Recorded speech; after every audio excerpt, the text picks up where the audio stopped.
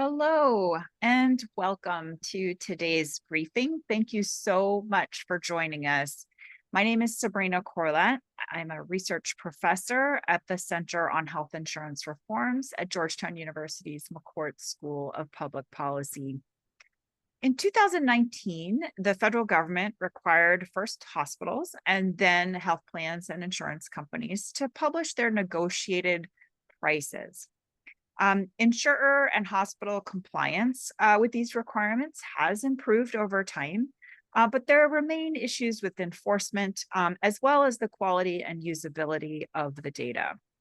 We are excited to explore today the current uses of hospital and insurer price transparency data, as well as efforts to improve their usability and reliability, both here in Washington as well as at the state level. Today's discussion is based on insights from recent articles in the Health Affairs Forefront series, Provider Prices in the Commercial Sector, supported by Arnold Ventures. Health Affairs is grateful to Arnold Ventures for its support. If you have questions today, you can submit them through the Q&A tab at the bottom of your screen. You don't have to wait until the Q&A period to type in your questions, so please feel free to enter them at any time during the presentation.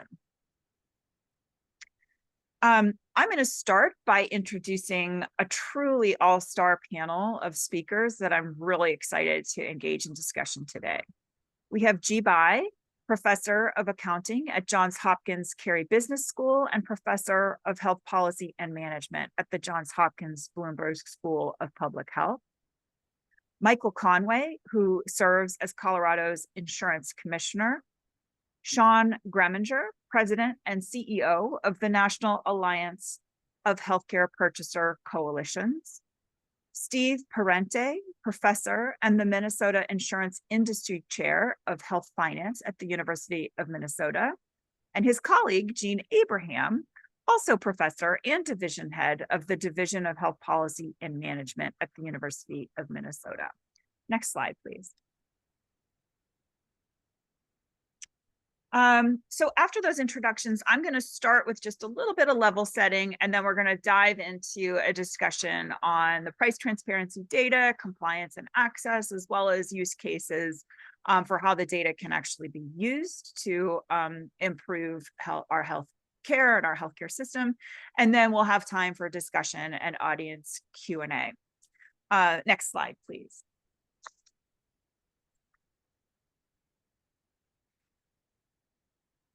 Great, thank you. So I'm just going to take a moment to talk about why do we care about price transparency. And the first important sort of level set here is, we're about a month post November elections. And I think if there's one message voters were sending this election was that cost of living has become really challenging for a lot of people. And that's costs associated with groceries, costs associated with housing, but it's also costs associated with healthcare. This year, we exceeded $25,000 for the average annual family premium in employer-sponsored insurance. Not only that, in addition to premiums, cost sharing is also become a real affordability challenge. Among people with employer-sponsored insurance, which, mind you, for a long time has been considered the gold standard of health insurance coverage in the United States, 66% are considered underinsured, meaning that they have high deductibles or cost sharing relative to their income. Not surprising then that as many as 29% report that they are paying off medical or dental debt. Next slide, please. Why is affordability such a challenge in commercial health insurance? Well, as Uwe Reinhardt said in his seminal article in 2003, it's the price is stupid. Prices and not utilization are the primary driver of spending growth. And this is pretty broad consensus here among health economists in the United States. That was true in 2003 with Uwe Reinhardt's article. It was true in 2019 when the research was done again. And this year, again, in 2024, this slide here, this graphic here is from the Healthcare Cost Institute, and again shows that the primary driver of our spending growth in the commercial insurance market is price. Next slide, please. Last year, the Congressional Budget Office did a really helpful overview of some of the potential policies that the government could pursue to improve affordability in employer-sponsored and commercial insurance. And they range from, rather active government intervention in terms of price regulation to sort of a middle-of-the-road intervention to try to prevent big monopolies and do more antitrust enforcement, and then a more lighter touch approach with price transparency. And what the Congressional Budget Office found, perhaps not surprisingly, is that with more aggressive price regulation, you can get moderate to large price reductions.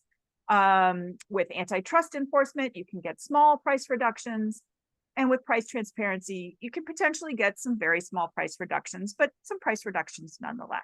Next slide, please.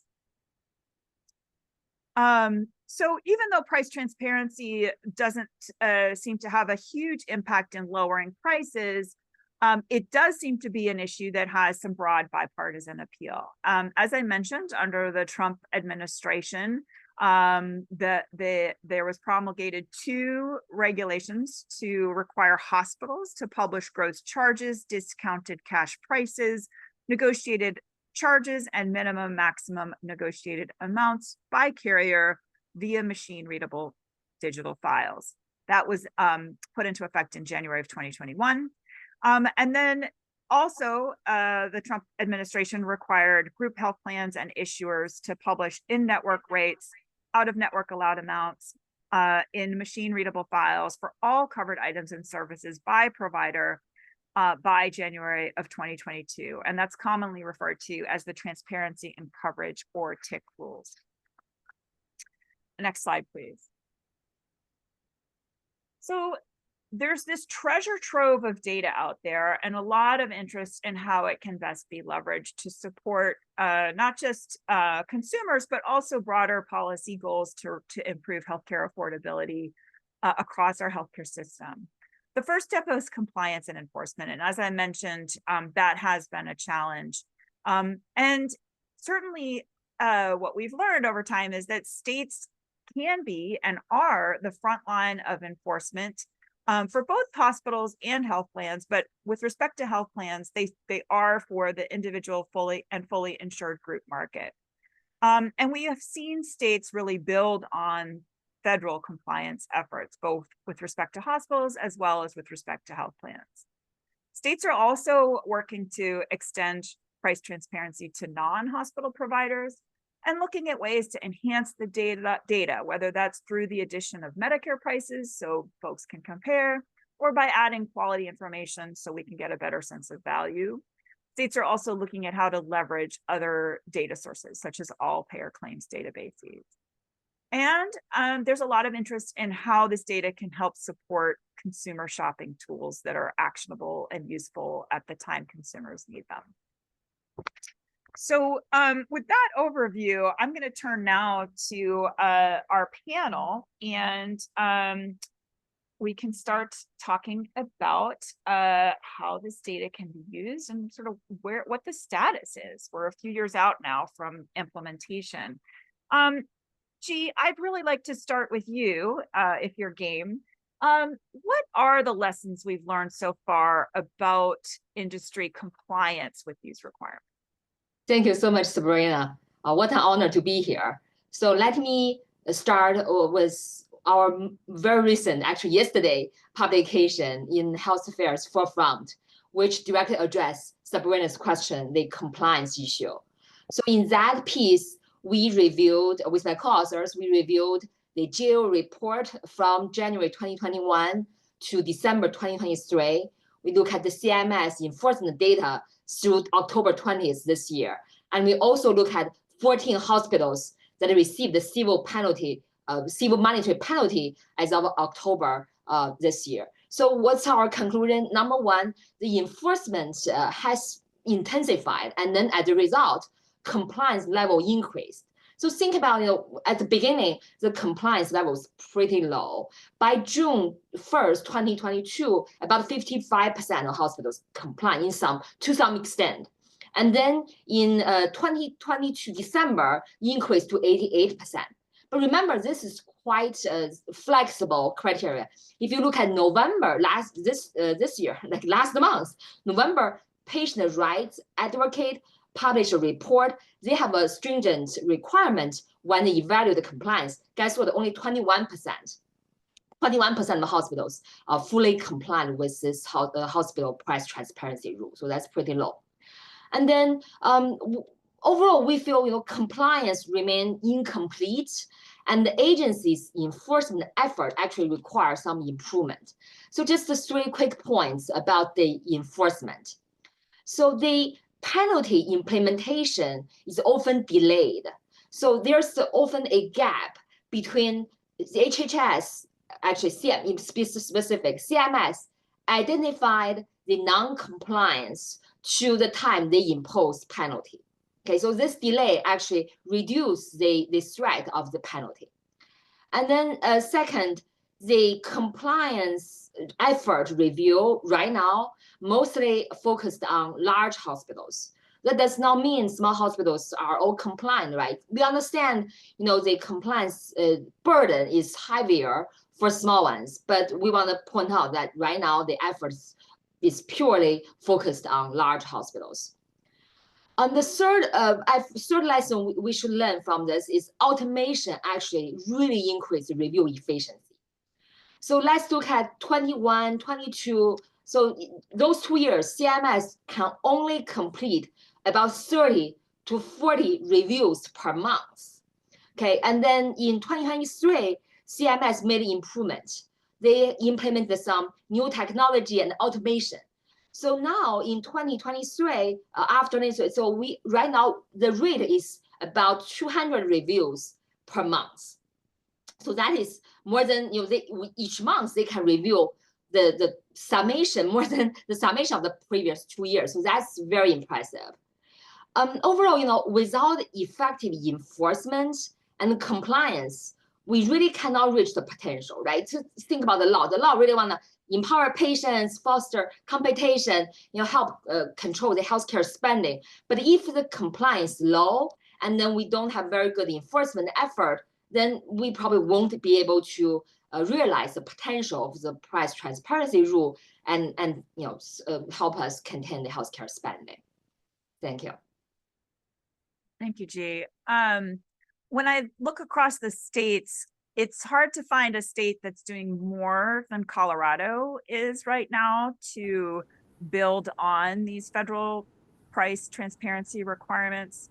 So I'd like to call on you, Mike, to share a little bit about what you all are doing at the insurance division to leverage this treasure trove of data and how you're thinking about using it for your own broader policy goals.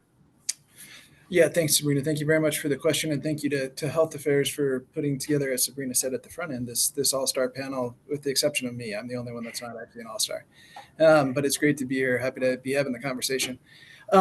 So I think what we ran into was kind of an issue that was fairly pervasive throughout the regulatory landscape at the state level, that it became really difficult for us to get into this data in a meaningful way, to really drill down into the Colorado specific data that we wanted to see in order to actually be able to implement it and utilize it for some state regulatory purposes. So we built on the law effectively by passing our own law. So we passed our own law last legislative session that will require the carriers really to have a subset of the data that they're reporting, and I'm oversimplifying it, but a subset of the data that they're reporting to the federal government reported directly to us in ways that will make it easier for us, like I said, to get into that Colorado specific data, but also get easier for us to actually get into the data itself. One of the issues that I'm sure a number of folks have kind of caught on to with this data in particular is that the data files themselves, while they are, I think, technically the machine readable format, they're incredibly complex. There's it doesn't take too long for you to find an article about the need for a supercomputer of some level in order to actually get into the data and understand what is there. So we wanted to break through those two core issues, right? We wanted to break through the need for a quote unquote supercomputer in order to actually deal with the data, but also very importantly, get to Colorado specific data. So that we can actually go down the path of using it for our own regulatory purposes. I think we're still in the developmental stage of what exactly those regulatory purposes are going to be. Happy to talk about that as the conversation progresses, but that was really the step that we took. And I think it might be a step that you start to see a number of other states take, is that we think it was really important for us to pass our own state law that builds on the federal law. And the federal law is great as the building block, but it's going to help us because we have our own state regulatory authority that's more specific to really get into this data. That's great. And I guess I'm curious, Mike, if, are you thinking about how this data could potentially be used, whether it's for regulatory purposes or just to help inform policymakers, or if I'm even thinking like you could imagine uses for like an antitrust enforcement agency. But in any event, I'm just curious if like you guys are thinking how you might use, I know you have the public option plans and a premium reduction target. Like, are there ways that from a more like a policymaker perspective, people should be thinking about using this data? Yeah, so I am a firm believer that transparency is only as good as what you do next with it. So that's absolutely kind of at the forefront of our thinking of what exactly are we going to do with the transparency. And it was a key part of the discussion as the legislative process played out, especially from the detractors that didn't want the bill to pass. I think what you just touched on are the correct kind of overarching buckets, right? There's always a lot of conversation about creating tools and building capacity for individual consumers to be able to use transparency. I think that's really important, so that folks that are really sophisticated, that want to get into kind of being able to be really sophisticated shoppers, have the ability to do that. But I don't think that candidly is going to be the best use of this data, right? I think it is going to be utilizing it to do kind of the core regulatory work that we already do, right? Rate review, for those of us that have, I think, more robust programs in place, like our Colorado option, our public option. It'll help us through the rate review process, through making sure that we're getting as much savings through those programs as possible. I do think it will also, though, very importantly, inform future kind of regulatory steps and or public policy steps that the legislature and governors may want to take. And really, the public option, our Colorado option, is the perfect example of that, how we use kind of transparency from a hospital price transparency standpoint. We've been doing work in Colorado for years to show relative to a percentage of Medicare, where our hospitals were relative to really the rest of the country. And we were able to show, because of that we have the ability to save a substantial amount of money by for all intents and purposes, setting rates on hospitals. So using this data is just going to be able to enhance those types of conversations that we've been having in Colorado for years, and that other states are having too. Mm-hmm. Great. Well, that's a nice segue to Sean, who is here representing an employer coalition, because I can imagine there are a number of ways employers might want to use this data. So Sean, how are your members currently thinking about this data, and how might they want to use it? Thanks, Sabrina. So just very quickly, for those who don't know us, the National Alliance of Healthcare Purchaser Coalition represents about 45 regional employer purchaser coalitions around the country. If you combine all of our employers within each of our regional coalitions, we've got about 45 million covered lives. So a substantial portion of the self-insured marketplace, and employers from gigantic jumbo employers all the way down to 200-300 people, smaller self-insured companies. So employers are very interested, and they are starting to find ways to use these data. I will say they like the state of Colorado.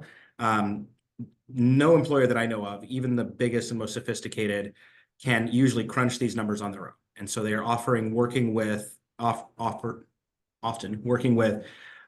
parties to help sort of crunch the data. They're the ones with the supercomputers, and helping to kind of come up with actionable insights for employers. It isn't perfect, but there are some use cases that I can kind of point to. So one of the areas that a couple of areas that employers have been focusing on in terms of trying to mitigate their costs are narrow networks or high performance networks. To know who to contract with and who you're going to be able to put together a narrow network, it's very helpful to know what they have agreed to in other networks, right? So you can identify the coalition, excuse me, the insurers that have more reasonable prices. You can identify the hospitals that tend to be lower priced compared to other hospitals in their area, and you can compare them even all the way down to sort of a service level question. So employers are starting to use that data to be able to approach hospitals and say, you know, I'd like to put you in my high performance network because we're able to identify that you have, you know, we potentially have access to better prices. Similarly, tiered networks, you know, another option that is maybe a little bit less drastic than a narrow network, but one that says I'm going to contract with any hospitals that are at 200% of Medicare or below at one, you know, base level, and then I will contract with other providers that are higher, but the cost share for our employees is going to be higher. We've been working on sort of high performance networks and tiered networks for years, but having these price transparency, I think, enables this and makes it easier. Another place, sort of similarly, is actually doing direct contracts with particular providers. So we're kind of a firm believer that if you can eliminate the middleman or you know, disintermediate the employer from the provider, often we can save a lot of money. And we have found that hospitals and individual practices are often willing to actually get paid less than they might through the insurer because they don't have to deal with the insurer. They know they're going to get paid. They know that we've sort of waived any kind of medication management or prior auth. And so we're able to, using this price transparency information, find providers that would be potentially more amenable to direct contracts. So those are all starting points. I would say it's still in its relative infancy. There are a couple of major sticking points that I would want to know. There's obviously the one of, you know, the data still isn't perfect. It still isn't universal. There's a lot of data errors, and so that poses a challenge. Two, we still don't, for one of the biggest challenges employers have is actually getting access to their own claims data. So the irony is right now, it's easier for an employer to see kind of what other people are paying, at least in the aggregate, than it is for them to see what they're paying themselves. And this is a challenge that is a huge area of frustration for employers and purchasers when they reach out to their health carriers and say, I want my own claims data, even though we believe that we're legally entitled to it under ERISA law and the Consolidated Appropriations Act. Our friends in the health plan community don't agree with us. And actually, I think we're going to be pursuing federal legislation that will make it abundantly clear we want the receipts, right? If we paid for a service, we want to know what we paid for. We want to know what the unit cost was. We want to know what any added charges were, et cetera. We don't want to have to keep fighting with carriers on this. But right now, we still continue to fight with carriers. So you might be able to say, all right, in general, we know that, you know, this item of service at this hospital costs this much for this insurer. And we can even know, yes, we're with that insurer. That's maybe what we paid. But without actually having the claims data, we can't even confirm that we paid that amount, right? And particularly if you're looking at often what employers will get is sort of a, you know, what actually they will get at the end of the day when they ask for, you know, show us our data, is they'll get sort of a bundled price. And they say, well, for this patient, they went in for a mastectomy and, you know, here's how much you ended up paying for all of that. One of the challenges we see, and I'm using this as an example because I was recently talking to an employer about this. They saw a gigantic shift, right? So I can't remember exactly how much a mastectomy costs, but let's say it's $50,000 on average. They had a whole bunch of claims at $50,000, and then all of a sudden they had one at $600,000. They went back to the insurer and they said, what happened? And they're like, we can't tell you. This is how much we ended up paying to the hospital, $600,000. Was that a payment error? Was that there were huge complications and the person spent 2 weeks in the ICU? The employer had no ability to find that out because the insurer wouldn't play ball. So I think that's the next area of real price transparency focus for us, is employers being able to get their own data, be able to crunch it, see where there are errors, and keep moving forward. The last thing I will say is to the point of, you know, price transparency allows us to try to recreate a more functional, transparent and competitive market, but that presumes that you're in a market that is at least capable of competition. If you're in a smaller metro area or one that is highly consolidated, and we know most metro areas are pretty consolidated in the hospital and health system space, it's very difficult to create a high performance network. It's very difficult to create a tiered network. And we know that hospitals, many continue to engage in anti-competitive practices where they will ban the use of, they do have all or nothing contracts like what we saw out in Sutter years ago. They'll have anti-tiering, anti-steering provisions. So even if we say, hey, we've identified you as being a lower price hospital than these guys, but we can't get out of these contracts with the more expensive folks. That's a real challenge. And I think it's why price transparency is great. It's absolutely necessary, but it's not the only solution to what we need if we're actually going to get back to lower prices for employers and purchasers. Great. Thank you, Sean. And it seems like there's so much tantalizing potential here for employers and policymakers, and it needs to be untapped a little bit, or it's still untapped. I'm going to turn now to our researchers on our panel, and I'll start with you, Jean.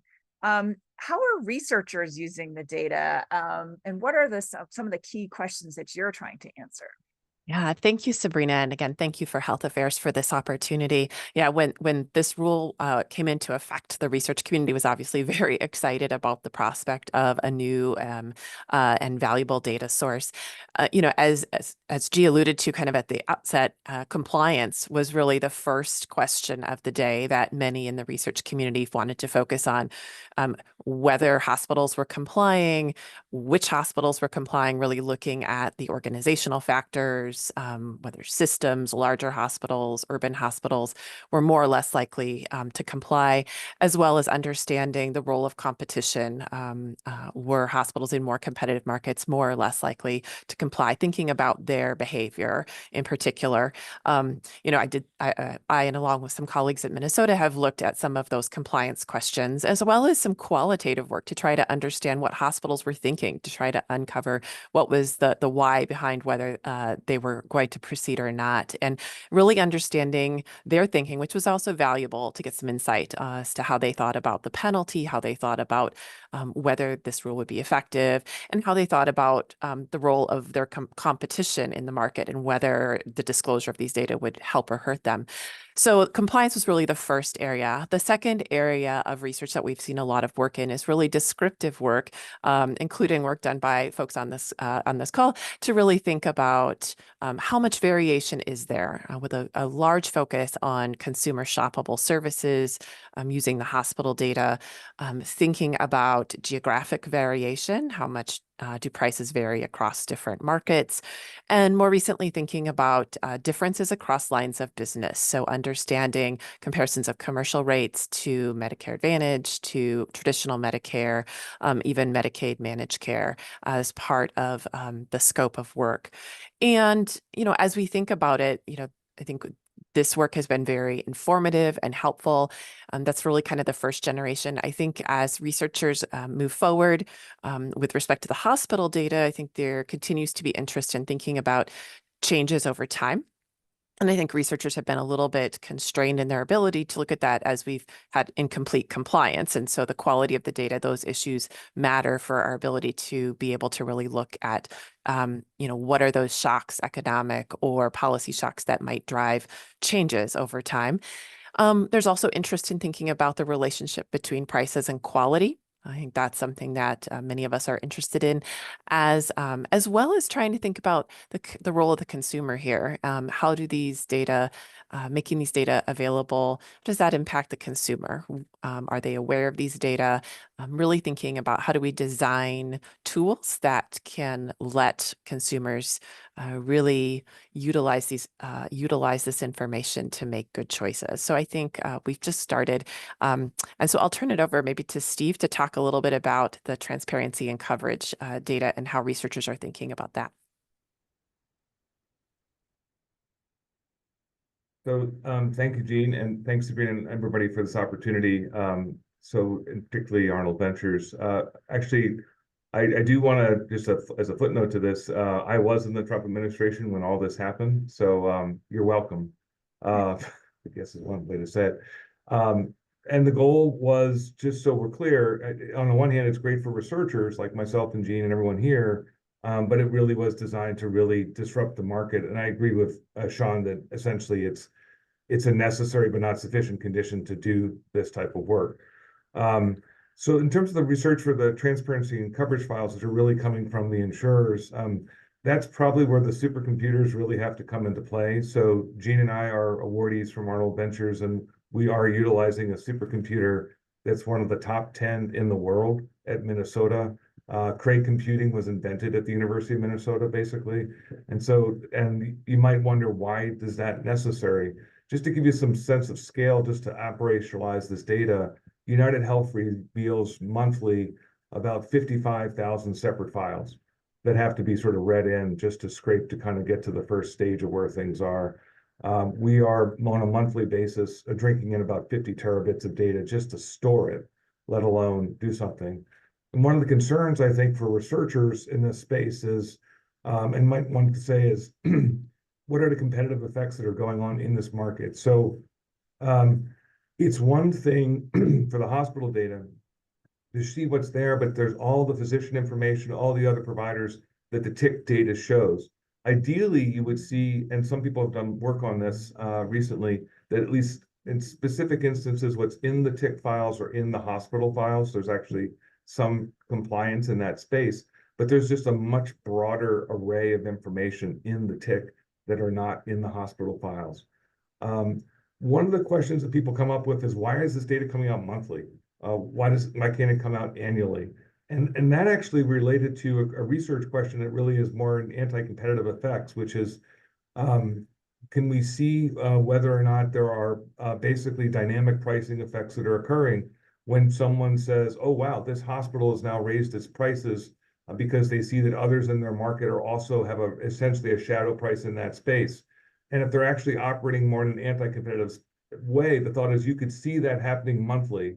And so for whether it's Michael or FTC or DOJ, that would give them actual evidence to show anti-competitive behavior that would trigger a rule of reason, basically antitrust analysis. I mean, that was very much in the forefront of our minds in the administration, certainly my mind, when I was working in the administration, of why it should be monthly, and fought for it to be monthly rather than just an annual dump. And granted, the prices might not change very often, but that's a question. That's a research question that we're looking at right now. We want to know what the changes are from year to year. We're barely able to get that information, but we're at least getting a first peek of what's happened, say, between 23 and 24. And then there's another more interesting question about the vertically integrated hospital systems. To what extent are you seeing them gang together, and whether they can really hold a price separate from other groups as well? And even more interestingly, something Gene and I are working on and hopefully to presenting at the American Economics Association meeting in January, basically the question of is the difference between a for-profit versus a not-for-profit insurer in terms of where the price is. As someone who's worked with both, originally at Blue Cross when I had hair, and then United Health Group as a consultant when I lost it, basically there are differences in terms of incentives. What's intriguing is that in our initial results, we actually see a very mixed bag. As most economists would say, it depends. Even when you get down to different categories of medical procedures, you see sort of winners and losers amongst the two areas in that space. So from a research question, just imagine just sort of looking at, say, areas of, say, Florida and Illinois, two areas where there's pretty heavy dominance of, say, Blues or nonprofit insurers. What does it happen in terms of the national carriers that are in that space, whether it be Cigna, United, that are not really, it's necessarily their home court advantage compared to what a Blues Florida might be able to do. So those are sort of the interesting research competitive questions that we can get into that space. And then just a final footnote in terms of research of what we're seeing is like the variation in prices for the same procedure is just enormous. I mean, and it's not like we're talking about, you know, something like, as G and others have found, like it's a 200% or 300% variation. It's like pennies difference depending on the provider, which there's an open question, and Gene and I have been ruminating about this, like why are, and maybe Sean, you can elucidate this, like how are these prices actually being established? Because in some cases, we're seeing literally for one procedure code in one market area, 2,000 separate price points that matter, that vary by dimes. So it's an interesting thing to unpack to see what's going on. That is not something I ever expected to see in the market, but I think it inform a lot of what's actually happening.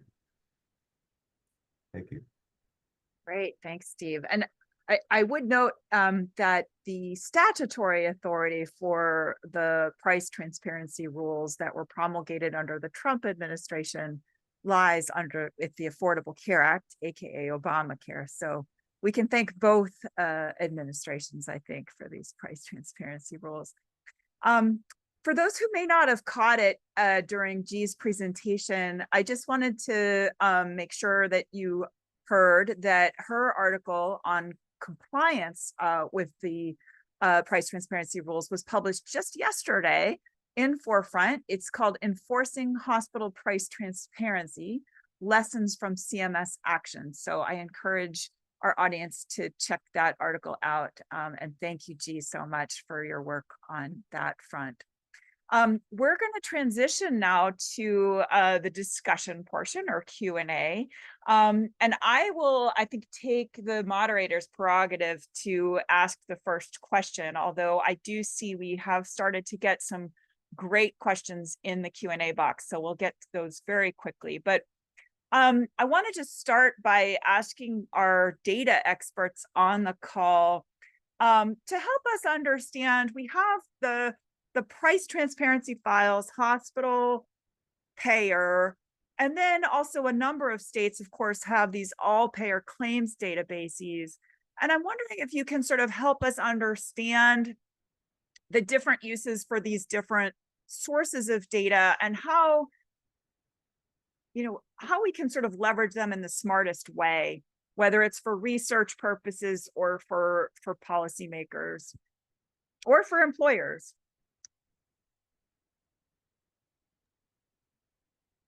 Can we weigh in? Yes, please. I open it up to all of you, but particularly our data folks on the call. So those data I've worked with on all of them. So yeah, particularly all payer claims databases from before. I've worked with HCCI, and so I think these things complement each other enormously, and actually, if they put them together, they work even better. So what essentially the price transparency data does is it reveals prices in a way that we normally don't see. Where essentially, this is, in the case particularly of the tick file, it is just the allowed charge, it's the official price. Granted, stripped out what deductibles and other things might be, but the official price that provider is going to get. It goes directly to the question that Uwe and Jerry Wright are talking about. It's the price is stupid to see exactly what those prices are, because sometimes, to be honest, when you use the claims data, you may not have that information. You're usually interpreting it behind the scenes. On the other hand, the downside of the tick files in particular is that, and for those who've used them, there's these things known as the zombie codes. There are basically medical procedures that are put into place that are listed there that have no bearing at all. So for when a chiropractor does essentially a CABG or coronary artery bypass procedure, there's a price for them, but it's obvious that that would never happen. Where the all payer claims databases are useful is to show you that, yes, indeed, that chiropractor would never do that. They would only do maybe one or two services that are considered shoppable for an office visit. And then you can actually eliminate the zombie codes to put the two pieces together, plus see the volume of those services in a more robust way. The challenge of doing that, even if you're looking at a group like HCCI that has all that data, is that to do that means you have to have an NPI match, National Practice Identification match. And that's not commonly done because of the way the data provisions are there. But at least we're getting closer to knowing that if we put these two things together, you can get a lot closer in that space. And I imagine folks like, Sean, and probably you know, what you're doing with your employers, that's exactly what you want to do, to get that claims data, to just know what is reality versus what is, noise, to put it bluntly. And there's a lot of noise in that data if you don't scrub out the zombies. Okay, thanks, Steve. And Sean, you had your hand up. Yeah, just adding on to what Steve was saying, and it actually made me think of a use case that I forgot to mention. So one of the things we're seeing a lot of, or at least I'm hearing a lot of people talking about, is for employers that are able to get access to their claims data, sometimes really surprising and really sketchy discrepancies between the amount they paid in their claims data and the amount the provider got paid per the tick file. And what we're finding now is that increasingly we're seeing a lot of carriers that are engaging in spread pricing without telling employers. We know spread pricing exists in PBM space, it has forever. I mean, not forever, but it's for a long time. It's a big problem. We're trying to get rid of it, but it's sort of a well-known thing. But what we're finding is that certain carriers, and I won't name them by name, but there seems to be happening more with certain carriers than others. The only way we would know that we are overpaying is that by being able to look at the tick files, we can say, here's what you paid to this clinician for this service. And then we know that we're paying twice that much.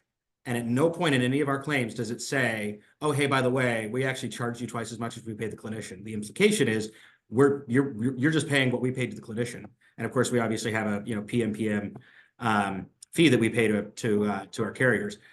We're finding these issues, and I think it's going to be very helpful for us in terms of understanding what we're paying for and trying to drive out these spreads that, frankly, I think should be illegal. But at the very least, now that we know about them, we can try to drive out. The other thing I would just say very quickly on APCDs, to Steve's point, what we encourage employers to do, and this is not easy, but I think the right answer is you're trying to combine access to a whole lot of different sources of info, right? So if you have a state APCD, that can be very helpful. Of course, APCDs only cover the fully insured market or are only mandated for the fully insured market, not necessarily for our guys, but there's still useful information you can glean from it. We actually support the creation of a national APCD in which self-funded employers would participate. But of course, there's things like the SAGE transparency files, which came out actually from one of our coalitions in Indiana, where they use RAND data and data from NASHP, which helps compare prices for hospitals and ASCs against what Medicare would pay. There's obviously Turquoise Health, which is using the files that we're talking about. In the end, we think to really get the kind of insights you need to be able to engage in better negotiations with TPAs and with hospitals, you're going to have to combine a number of these different things to try to get the best possible sort of set of data to then go out and enter the market negotiation. Great. Thank you, Sean. Really, that spread pricing issue is fascinating. I think there's some lawsuits pending about that, if I'm not mistaken. Yes. Jean, you had your hand up. I did. Thank you. Yeah, I was just going to kind of, echo the sentiment around kind of the complementarities of the data, particularly the APCD and the tick, really thinking about the fact that in APCDs kind of, for several years now, there's a big hole in terms of the disclosure of self-insured employers' data, and really thinking about where the tick data does require self-insured employers to disclose their plans kind of information. So that would be one way to provide some way to understand kind of the selection and kind of the degree to understand what is actually missing.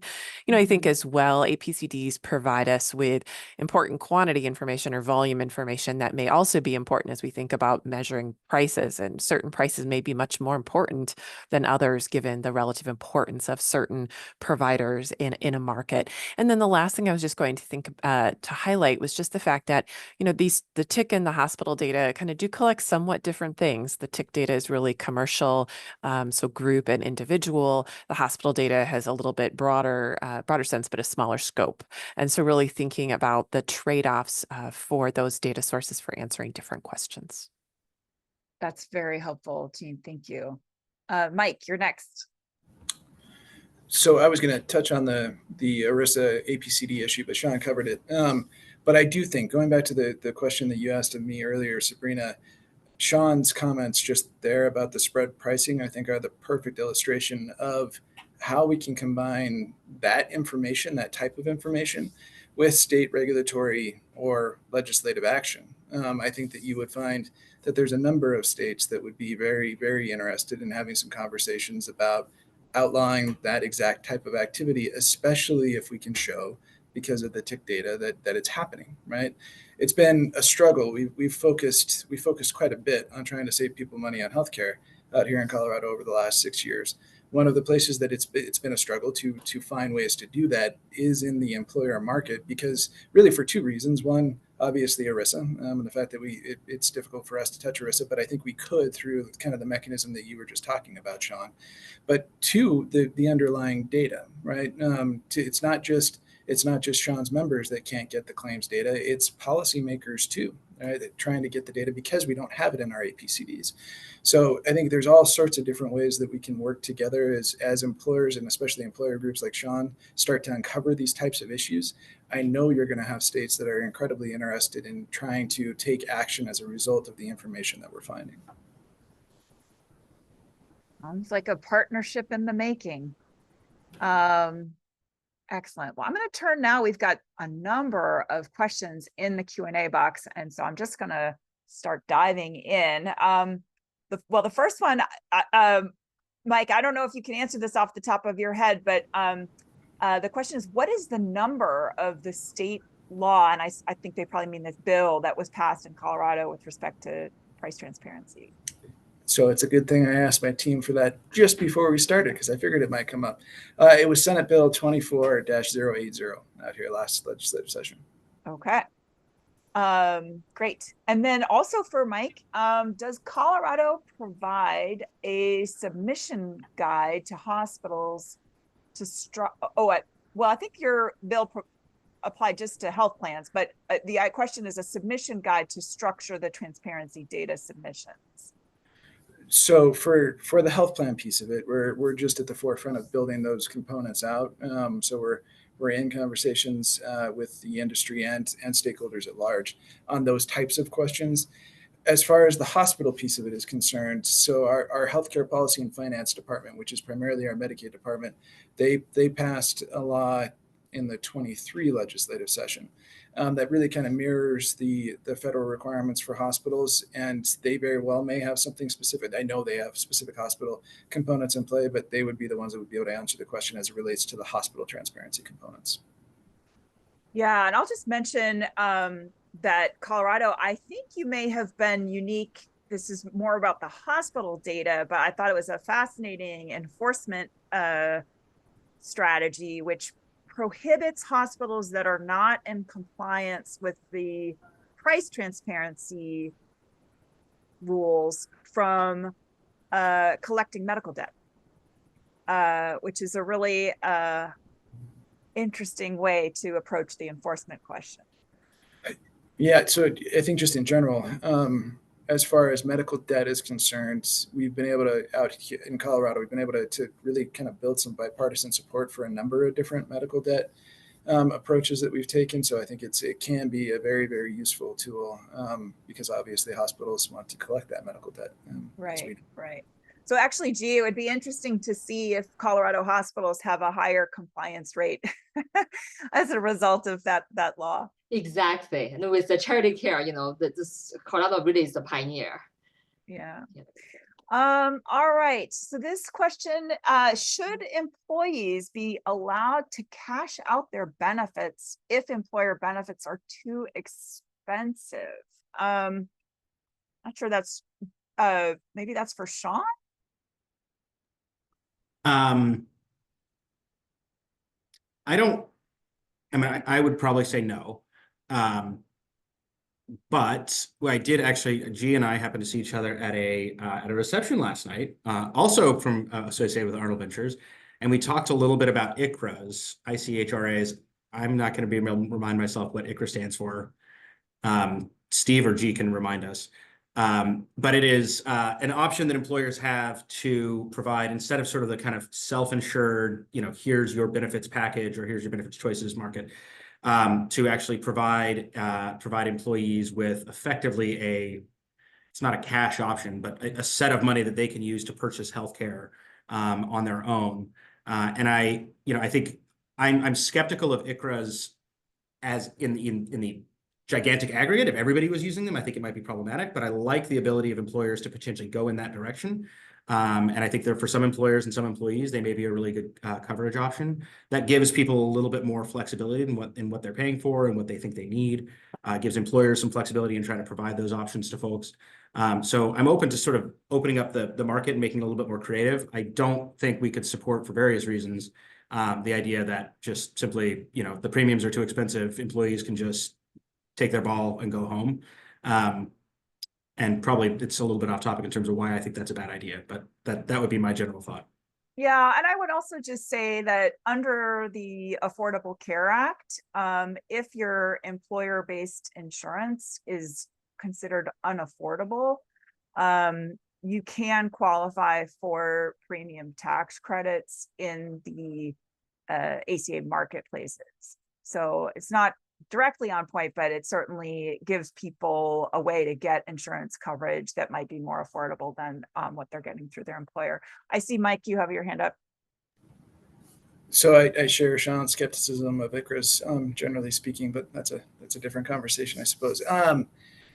So the question we get, at least I think, if I'm understanding what the person that asked the question was asking, we get a similar type of question almost at about this time every year. Our consumer services team gets a flood of questions about if they can get all of their premium refunded from the year because they didn't use any of their health insurance services. Effectively, the answer to that is no, because that's not the way that insurance works. But I do think, though, again, directionally to where the question was going, I think that this, and really where Sean was where he was talking about earlier, with kind of tiered networks, or if you're going to build a kind of a high performing network, there may be ways for employers to build cost sharing or it's kind of saving sharings into their plan, so that employers can get the benefit of using hospitals that are kind of more affordable in their network. And I think that this information, this data, is going to create the ability for employers to build those types of health plans if they choose to. And obviously, they can find a TPA of some kind that wants to partner with them to do that. I do think there's going to be lots of opportunities along those lines. Right. G. Yeah, thank you. I agree with Michael. If you look at the most recent report from the HRA Council, so the ICRA, which stands for, I cannot even recite, but it's the individual coverage health reimbursement arrangement. Right now, only have 500,000 enrollees, so very, very small. However, for the past 4 years, this is only entering a 5th year, so it's relatively young. But for the past 4 or 5 years, every year is almost 30% increase. So the still small, but the growth is really astonishing. So I think because some employers felt that get rid of this is a huge burden, right? So they no longer need to worry about buying the insurance. However, I believe there's a pretty major hurdle that the individual market sometimes is not very affordable. So if you put right employees there, now the premium is quite high. So that's I think preventing the ICRA from reaching its full potential. So let me put So but the growth I don't think is gonna slow down. Thank you. Sabrina, just one quick thought. Yeah. I promise it'll be the last thought I have on ICRAS. Maybe it won't be. But I do think that we very well may see that growth rate change if the enhanced subsidies at the federal level go away. And as we sit here right now, it's likely that they are going to go away. The ICRAs will not be nearly as attractive to employers if that happens. So for those of you that are employers out there, or Sean, your group, you should join the coalition that is trying to get the enhanced subsidies extended and help us push that through. If I may add, if you look at the new administration, right? So Brian Blaze, who was in Trump 1.0, he was I believe, an advisor, White House. So he's having an extensive write reports on ICRA. So I think probably we're going to see some movement from the new administration, to address some issues in ICRA market. All right. I'm going to move along here because we have a ton of questions, and I'm going to try to get to as many as we can. So this might be for our data folks who are more familiar with Turquoise. This question asks, I work in pricing at a large health system, and this is somebody who's actually been working on collecting the machine readable files as a side project.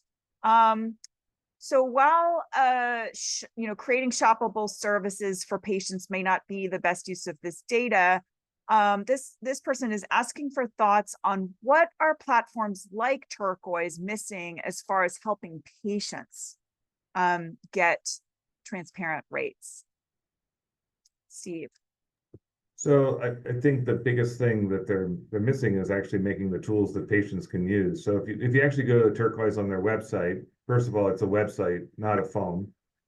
If you really want to make consumers actually be activated, go where they are, which is basically, the shoppable experience these days is pretty much on your phone. And then the other thing is, if you start looking for providers, most of the Turquoise data, while they do have some in the TIC, it still largely seems like it's hospital data that's on their website that's consumer facing. And so, you know, if I were to look, say, for providers in Minnesota, it's pretty limited because it's mostly just the hospitals. It's not the individual providers that are out there. And I think that vastly limits, you know, where the engagement is going to be. Just put a researcher side on it. Eventually, if someone does get to that point of putting something truly in consumers' hands, I hope the research community comes along side by side just to see the value proposition, because I mean, that really was one of the motivations of the Trump administration to actually have this out there to motivate consumers to do this. It was actually President Trump, actually his personal wish to see the consumer piece in a very spirited way. I remember being in those meetings, and his engagement was pretty high about that activity.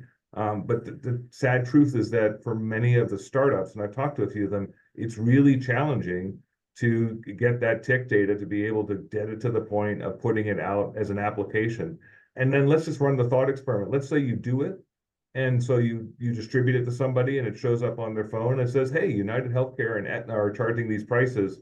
Call this provider and get that service because I have a high deductible plan and I'm going to pay out of pocket anyway for the first $7,000. You can all imagine that phone call. It's going to go to that doctor's administrative person saying, what are you talking about? Who are you? Where'd you get that app? I don't know who you are. I mean, there's like a whole level of disruption in consumer behavior that is on the frontier that has to be crossed as a precipice to see if this is really going to work, to make it truly disruptive. But the tools that are within the health plans, that's a different story. Those tools already existed, but they also, I mean, they've existed for 25 years. And so they haven't, I mean, people have done research on it, whether it ran other things in terms of it moves the margin a little bit, but it's not truly that pure disruption play that I think people have hoped to see. And Turquoise, while laudable efforts, it's still not enough. Jean. Yeah, I would just add, you know, obviously thinking about the value of the data and the need to kind of be able to overlay a consumer's benefit design to understand kind of what that means to them in terms of where they're at in their coverage. I think the other piece that's interesting is you know, as we look at kind of you know, the prices and as they are reported, really thinking about where there may be some limitations. So as people experience, as a patient experiences care, you know, there are, of course, you know, hundreds of shoppable services that are individually reported, but trying to also understand what is not in the data, particularly the hospital data for services that are, you know, professional fees that are not by an employed physician, that may be missing. And there's some new work that is really kind of documenting kind of the extent to which, you know, the usability, I guess, the use case of these data. So just keeping in mind that there are some limitations that we still have to get hurdles that we have to kind of overcome for these to be used. Okay, G. Thank you. So I believe the Turquoise right now, the primary users for them still like large business, union, employer association. And I just got a note from Chris Severn, the CEO of Turquoise. He's saying 2025 is going to be a very exciting year for consumer and purchaser. So hopefully, you know, we're going to see. But I do want to bring up that there's a hurdle for consumers to really care. Remember, the still small portion of patients can directly and personally benefit from lower price, right? If you reach deductible or if you have very good insurance, you don't care, right? Even if you tell me, gee, MRI here is $200, there $2,000. If I don't pay, you know, I don't really care. I mean, out of pocket on the spot. So I think there's also other structural issues have to be addressed before consumers can really care and foster this market. Thank you. Thank you, G. Sean. At risk of just repeating what everybody else said, I'm also skeptical of nothing against, you know, posting 300 tropical services. I am continue to be skeptical that those will significantly move the needle for all the reasons that folks identified. For a lot of people, they're not actually paying the price that's shown there is not necessarily what they're paying because they're focused on their out-of-pocket cost. There's a lot of what might be in that price that is not included. And so you might know, here's what the per unit price is on the knee replacement, but you don't know about, you know, well, if I have to stay in the hospital an extra night, how much is that going to cost? And how much is the anesthesiologist if that wasn't included, et cetera, et cetera. So I don't know that they're terribly usable at this moment. I do think there's some promising movement that's built on, I don't know if it's built on transparent prices, but for the first time, I think I've seen sort of consumer directed healthcare working plausibly well. And it's actually coming out of, I think there's a couple of vendors that do this, but the biggest one that I know of is actually United Health Group, the Surest product that they use. It's really fascinating. It is zero deductible health insurance. And the copays are, when you want to go see a clinician, are variable based on cost and quality. And so it's very much consumer, I mean, it's all on an app. It's very much sort of consumer focused, with the idea being like, hey, I need to go out and get a endoscopy. And you can look on your little app and it'll show like, here's where you can go where it's a $30 copay, and here's where you can go where it's a $200 copay.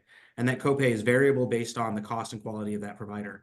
And what we're finding is that most people who are doing this are, not surprisingly, choosing the lower cost provider, which saves them money, but also saves their employer money, because, in the end, most employees don't care about how much we're paying as employers. It's just not relevant to them. It's all built into, sort of their premium, but they do care about what their out-of-pocket cost is. So I still have a little bit of concern of like, is United playing straight with the facts, right? Are they actually directing them to the right people that are helping us save money? But I'm giving them the benefit of the doubt on it. And I do think it is sort of, to me, the future direction of what consumer directed healthcare looks like. It's got to be made on your app, really easy and actually accurate. So you're not just sort of saying, I think they might be cheaper based on what I'm seeing on this website, but like, no, I know they're cheaper because it's literally an all-in price. This is going to cost me $200, full stop. I'm not going to get balance billed. There's nothing hidden. I think that's where we've got to get if we're going to actually get consumers directing themselves toward lower cost, higher quality providers. Yeah, and Sean, I think something you mentioned when you first started describing the United Surest app was that the cost and quality were together, which I do think is really important for consumers to see, that they're not just being directed to the cheapest possible provider, but that it's linked to their quality. We are getting so many questions that Laura Tolan with Health Affairs is helping me go through some of the ones that are coming into the Q&A box. And so, Lauren, if you don't mind, I think you've been finding some really good questions to pull up. So I want to Sure. have you come off mic and help me out here.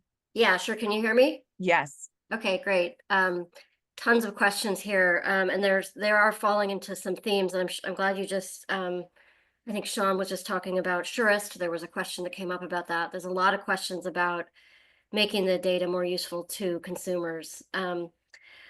Switching tacks a little bit, there are also a couple of questions about the state's roles. And there was one question about, is there a resource available?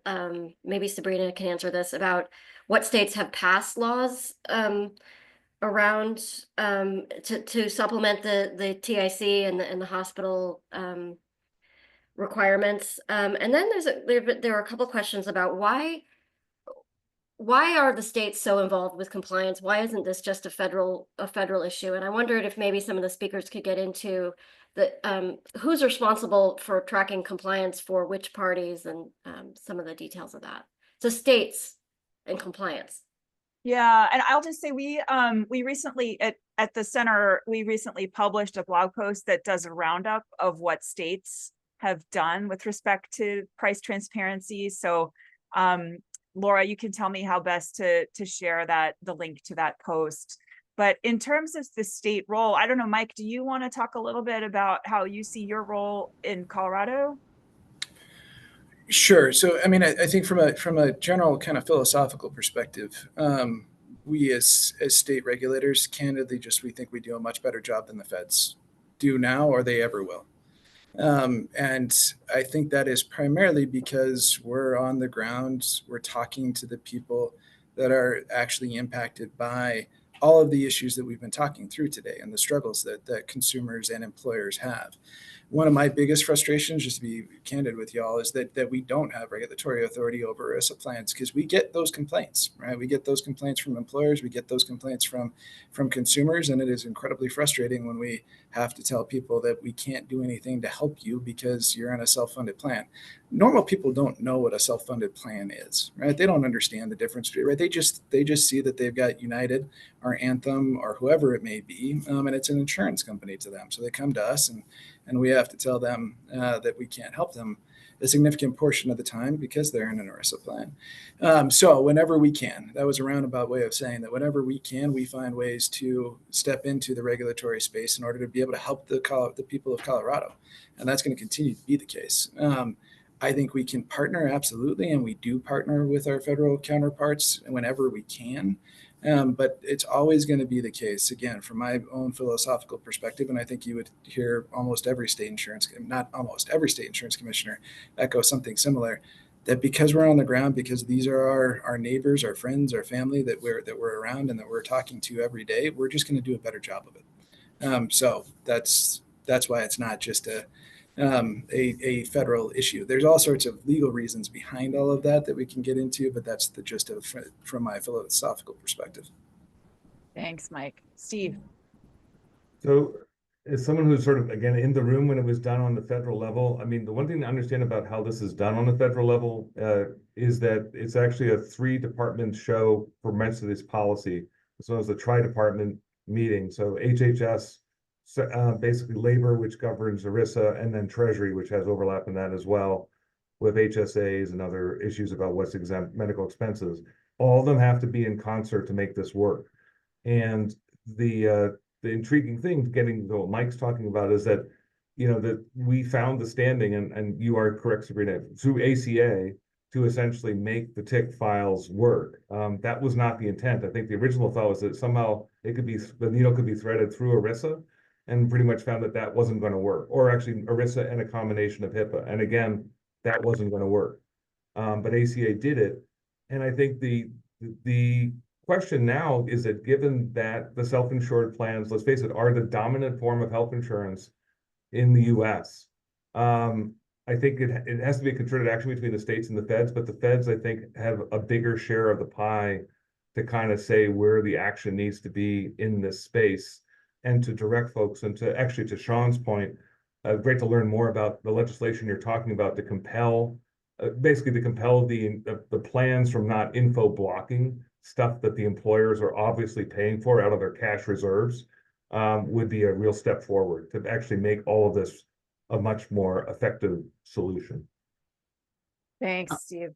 Speaking of that, there is no legislation. This is just a dream in my eye, but it is something we're going to be pushing on early next year. Yeah, well, and Sean, you know, I think there was this effort that ended up in the Consolidated Appropriations Act of 21 to prohibit gag clauses. Do you want to say anything about how that has ended up in terms of the practical impact of that provision? Yeah, it's in a lot of ways, the gag clause provision did what I was hoping should have done from our perspective. You know, it should have prohibited, you know, any contracts that keep them from being able to keep us from getting the information we need. And at least nominally, it has done that. And we actually have to attest that the contracts that we have do not have gag clauses in it. In reality, actually getting them to give us the data is very different. So no longer could they be like, oh, well, we're contractually not allowed to do this. What they'll say is we are, well, we have this other contract over here that's going to keep us from providing this level of information, or we'll do this, but we're going to have to charge you $1,000 per head, or, you know. So I think, frankly, it's really going to the next level and being like, okay, well, clearly that didn't work. So or at least what didn't work as effectively, like, let's be very clear about exactly what kind of information we need, and we can get it demanded upon request at no cost. Thank you. And this also may be a question for you, Sean, but I welcome others who may be working on this to involve, maybe Steve too. Is anyone working on policies or regulations to make the TIC data easier to work with and standardized?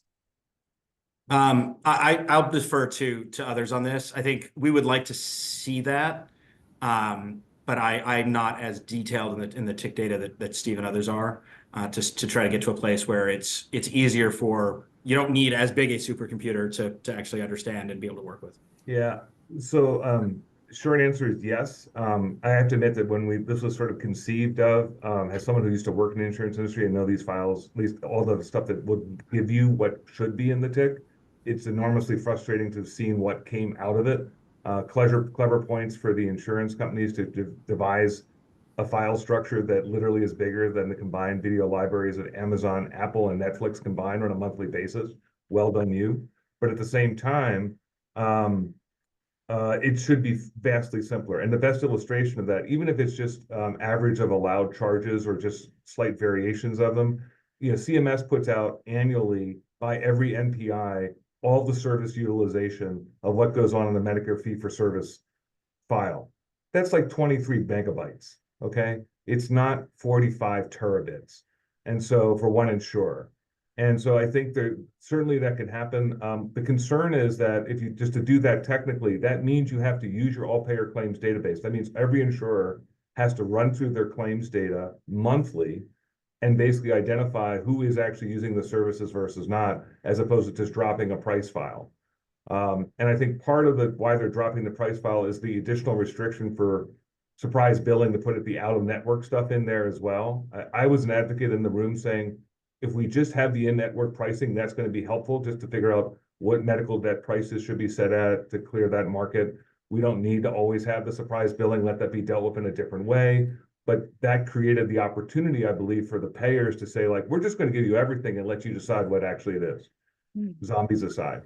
And so it's definitely possible to do. I know that folks in the Hill, actually in a bipartisan effort, are trying to do that activity.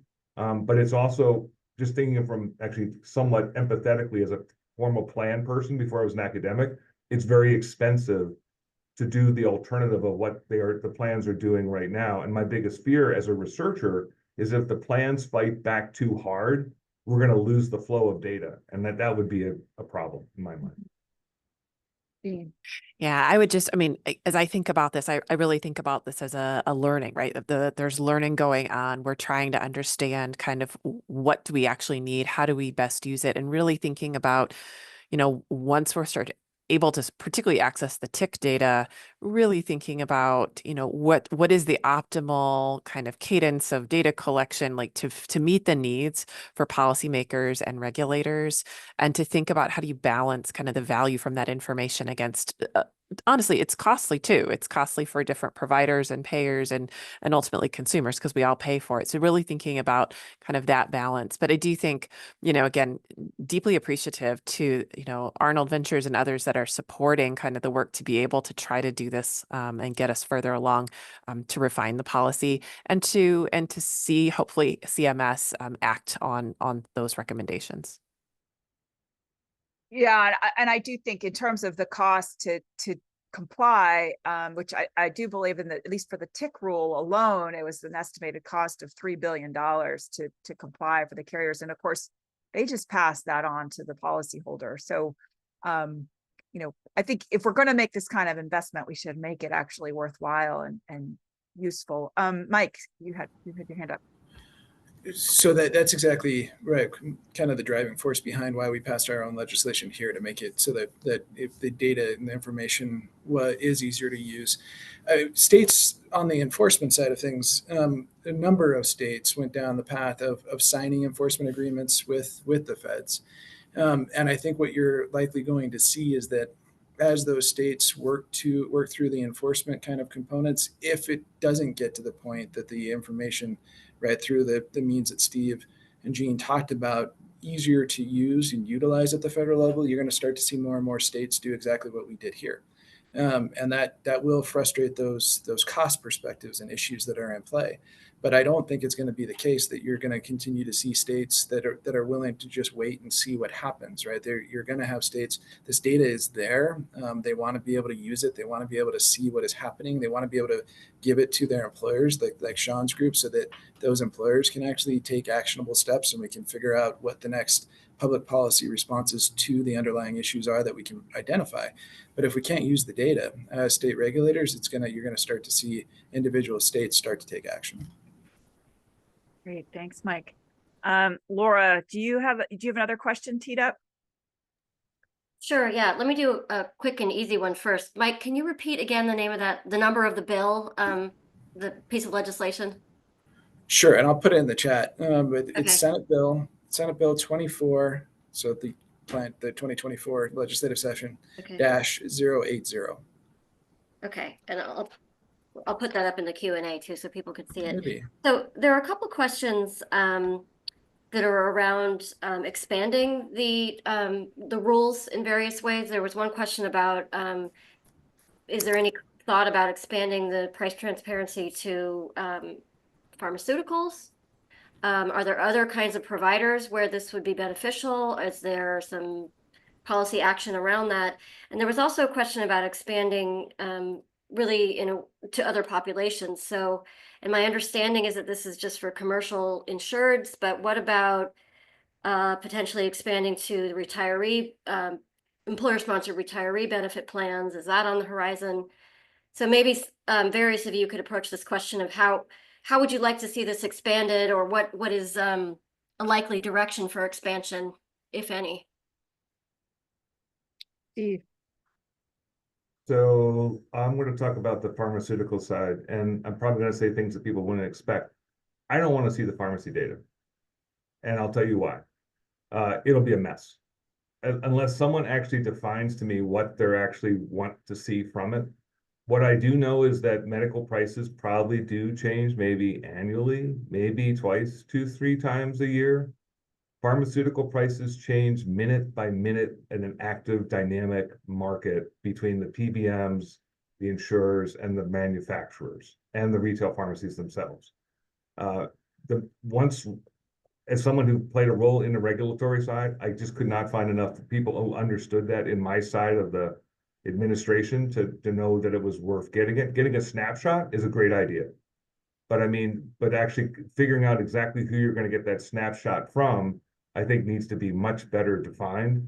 So when the pharmaceutical companies the pharmacy transparency rule was given a pass, I was happy to see that, because that data, two things about it. One is there's 4 times as many coding structures in the NDC codes as there are as HCPT4, number one. And on top of that, the volume of pharmacy data in terms of looking at all the variations is basically 3 orders of magnitude bigger than medical claims. So, I mean, it's like ask something that's reasonable and then figure out who you want to get it from. I'm not even sure the insurers are the ones that should be compelled, as it is the PBMs. And then for the PBMs, they're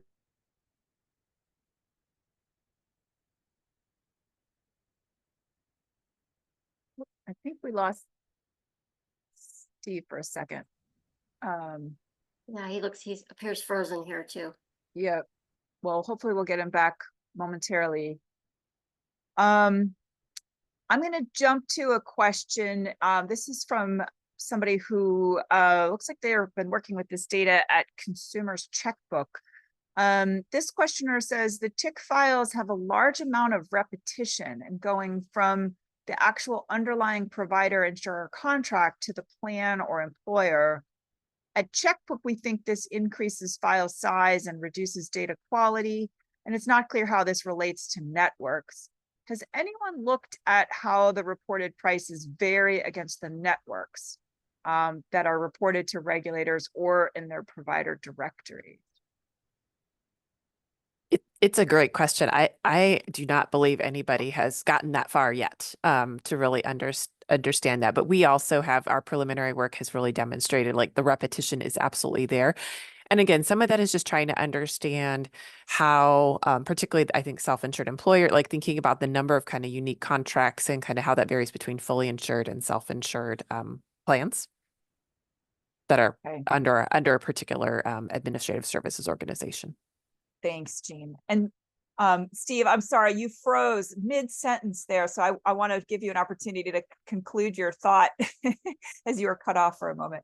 I'm a conspiracy theory guy at heart, so I can, just as I was about to say the most about the pharmaceutical industry, they reached in and got it. I always trying to say was simply that I think it's still unclear why we need that data just yet. And also that to get it needs to be very clearly specified if it's likely to come from the PBMs, how will it be done? How will we deal with the self-insured? How can we avoid some of the lessons that we ran into with the tick data already to make sure that the data is what we want it to be and an imaginable size that's useful? And we're just not there yet. So I think if we have I'm pretty sure the Trump 2 probably wants to take a run at this. My advice is simply let's think very carefully about the regs before we go down this path again, and also identify how it could be really useful. Because one of my concerns is that I think there already are really good tools to think about how you look at different prices for pharmaceuticals out there today that are not available for medical care prices today. So what's the need, I guess, is my concern is. Okay.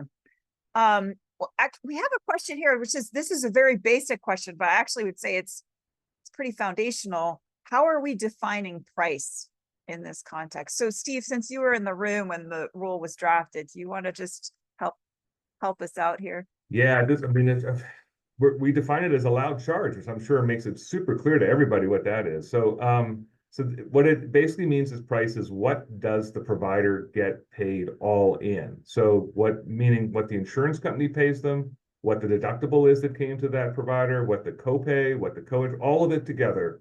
What is it? What are they getting on net for doing the service? That is what we are defining as price. Great, thank you. This might be a question for Sean.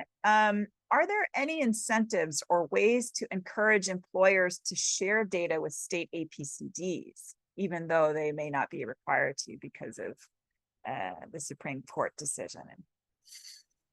It's a very good question. I mean, I know we oppose, as do all sort of the national employer groups, oppose a mandate that self-insured employers have to share with state APCDs for this kind of typical obvious ERISA reason of it would be difficult for employers to have to do this 50 plus times, all in different formats for employees across the country. I know, they're actually coming out of, I think the CAA, there was actually we had originally proposed doing a national APCD that didn't end up getting through Congress, but they put aside some money for CMS to help create sort of model sort of standards for state APCDs, which would make it easier for employers to participate. There was a little bit of money for this for new states to stand up APCDs. I mean, I think one thing would help. I can't think about incentives, but one thing would help is if each state APCD had a effectively similar structure and required basically, at least of self-insured employers, the same set of data, then it would be easier to make the case to say, all right, look, there's 25, I don't remember exactly how many there are, depending on what you call in development, but there's 25 state APCDs. You could submit all of your data to those 25 and do it in an identical format. I think that would make it easier for employers to say that's worth doing, as opposed to there's 25, each one of them requires you to crunch these numbers differently and submit them differently. It makes it easier for employers to say no. So standardization between states would help. Thanks. We really just have time for one last question, and I'm going to pull this one up that was directed to Jean. Jean, this person is just asking you to expand a little bit on when you said the TIC and the hospital data capture different universes. Can you just expand on that and whether both are needed? Could you have one without the other, I guess? Sure. I mean, again, so they are different in terms of what they collect. So the transparency and coverage is really focused on the group market and the individual market, right? The commercial, what we call commercial commonly. And that's, of course, capturing kind of a much broader set. It's including kind of professional, physicians, other types of clinicians, and as well as kind of hospitals. The hospital data is a little broader in some ways because it's covering not only commercial rates, it's got the 5 different charges, but it's also capturing commercial plus we've got some Medicare Advantage and some Medicaid managed care, but it's limited to just hospital care, inpatient and outpatient services. So you're missing a whole wide set of other types of prices we might care about, particularly from physicians who are not employed or not served through that hospital contract. Great.